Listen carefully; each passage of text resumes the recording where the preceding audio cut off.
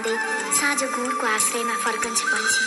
हरियो रनवनको चरिचरण चाहरेर साँझ गोठको आश्रयमा फर्किन्छन् कामधेनु। एउटा फूलको थुङ्गा लड्कँदै गरेको डालीको आश्रयमा फुल्छ। एउटा सुन्दर शिशु आमाको काखको आश्रयमा हुर्कन्छ। एउटा पहाड हिउँको आश्रयमा हिमाल बन्छ। हाम्रो आफ्नै आँखा पनि परिलीको आश्रयमा सुरक्षित हुन्छ।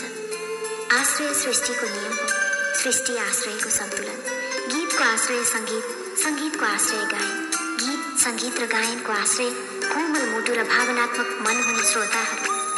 बिना आश्रय र वात्सल्य जङ्गलका कोपिलाहरू फूल हुँदैनन्। उसलाई पनि प्रकृति र मौसमको आश्रय चाहिन्छ।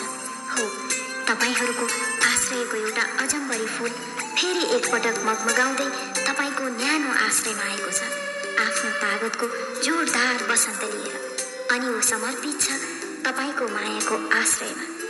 तपाईको मायाको ओतमुनि आश्रयका लागि ठाउँ खाली छ नि, छाम्नुस् त।